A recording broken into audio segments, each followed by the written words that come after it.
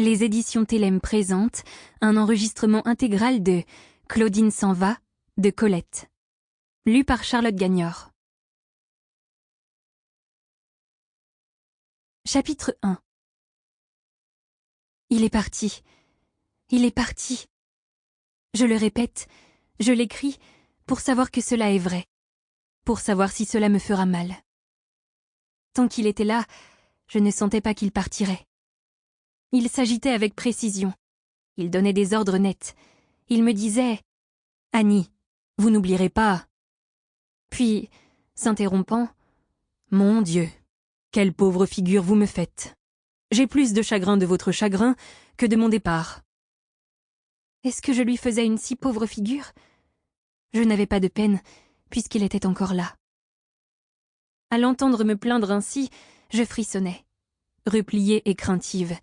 Je me demandais, est-ce que vraiment je vais avoir autant de chagrin qu'il le dit ? C'est terrible. À présent, c'est la vérité. Il est parti. Je crains de bouger, de respirer, de vivre. Un mari ne devrait pas quitter sa femme quand c'est ce mari-là et cette femme-là. Je n'avais pas encore 13 ans qu'il était déjà le maître de ma vie. Un si beau maître. Un garçon roux, plus blanc qu'un œuf, avec des yeux bleus qui m'éblouissaient. J'attendais ses grandes vacances, chez grand-mère Lajaris, toute ma famille, et je comptais les jours. Le matin venait enfin où, en entrant dans ma chambre blanche et grise de petite nonne, à cause des cruels étés de là-bas, on blanchit à la chaux, et les murs restent frais et neufs dans l'ombre des persiennes.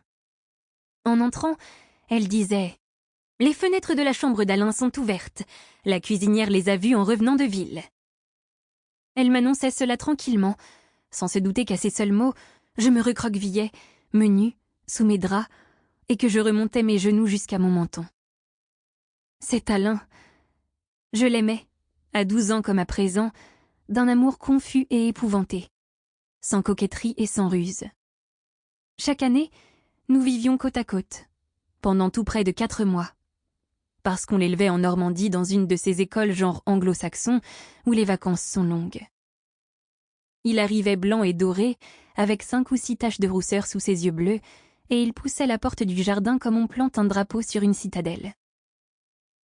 Je l'attendais, dans ma petite robe de tous les jours, n'osant pas, de peur qu'il le remarquât, me parer pour lui.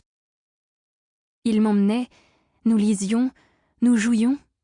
Il ne me demandait pas mon avis. Il se moquait souvent. Sample complete. Ready to continue?